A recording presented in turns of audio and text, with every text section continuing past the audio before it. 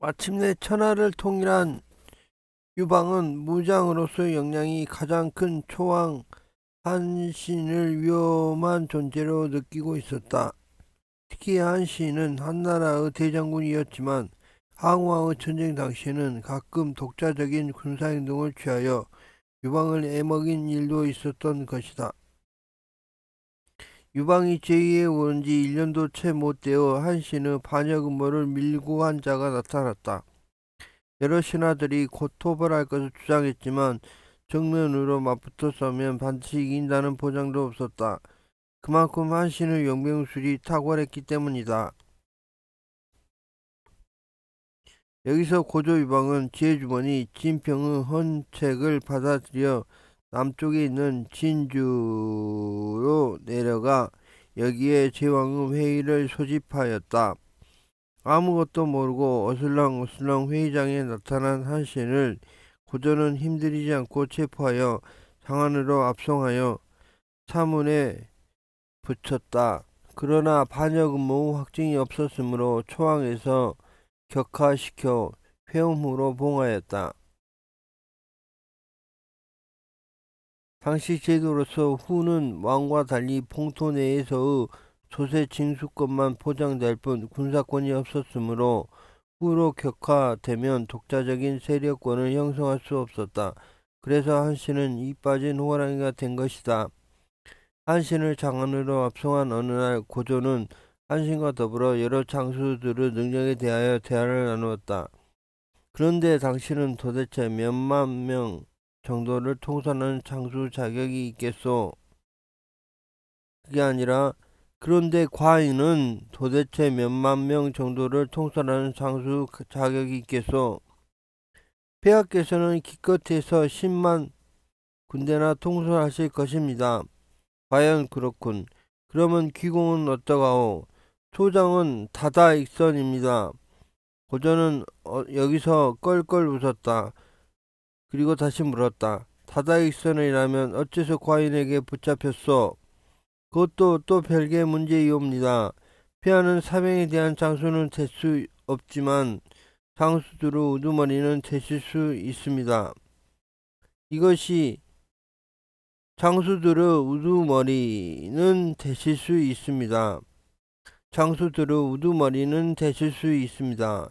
장수들의 우두머리는 되실 수 있습니다. 장수들의 우두머리는 되실 수 있습니다. 장수들의 우두머리는 되실 수 있습니다. 이것이 소신이 폐하에게 포로가 된 이유입니다. 라고 한신이 대답하였다. 마침내 천하를 통일한 유방은 무장으로서 역량이 가장 큰 초왕 한신을 위험한 존재로 느끼고 있었다. 특히 한신은 한나라 대장군이었지만 항우왕의 전쟁 당시에는 가끔 독자적인 군사행동을 취하여 유방을 애먹은 일도 있었던 것이다. 유방이 지위에 오른 지 1년도 채 못되어 한신의 반역 음모를 밀고 한 자가 나타났다. 여러 신하들이 곧 토벌할 것을 주장했지만 정면으로 맞붙어 싸우면 반드시 이긴다는 보장도 없었다. 그만큼 한신의 용병술이 탁월했기 때문이다. 여기서 고조 유방은 지혜주머니 진평의 헌책을 받아들여 남쪽에 있는 진주로 내려가 여기에 제왕의 회의를 소집하였다. 아무것도 모르고 어슬렁어슬렁 회의장에 나타난 한신을 고조는 힘들이지 않고 체포하여 장안으로 압송하여 사문에 붙였다. 그러나 반역 음모 확증이 없었으므로 초항에서 격하시켜 회음후로 봉하였다. 당시의 제도로서 후는 왕과는 달리 봉토 내에서의 조세 징수권만 보장될 뿐 군사권이 없었으므로 후로 격화되면 독자적인 세력권을 형성할 수 없었다. 그래서 한신은 이 빠진 호랑이가 된 것이다. 한신을 장안으로 압송한 어느 날 고조는 한신과 더불어 여러 장수들의 능력에 대하여 대화를 나누었다. 그런데 과인은 도대체 몇만 명 정도를 통솔하는 장수 자격이 있겠소? 폐하께서는 기껏해서 10만 군대나 통솔하실 것입니다. 과연 그렇군. 그러면 귀공은 어떠하오? 조장은 다다익선입니다. 고조는 여기서 껄껄 웃었다. 그리고 다시 물었다. 다다익선이라면 어째서 과인에게서 붙잡혔소? 다다익선이라면 어째서 과인에게 붙잡혔소? 그것도 또 별개 문제이옵니다. 피해가는 사병에 대한 장수는 될 수 없지만 장수가 아니라 장수들의 우두머리는 되실 수 있습니다. 이것이 소신이 폐하에게 포로가 된 이유입니다. 라고 한신이 대답하였다. 마침내 천하를 통일한 유방은 무장으로서 역량이 가장 큰 초왕 한신을 위험한 존재로 느끼고 있었다. 특히 한신은 한나라 대장군이었지만 항우와의 전쟁 당시에는 가끔 독자적인 군사 행동을 취하여 유방을 애먹인 일도 있었던 것이다. 유방이 제위에 오른 지 1년도 채 못되어 한신의 반역 음모를 밀고 한 자가 나타났다.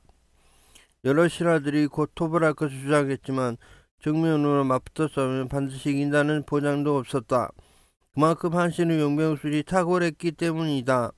여기서 고조 유방은 지혜주머니 진평의 헌책을 받아들여 남쪽에 있는 진주로 내려가 여기에 제왕의 회의를 소집하였다.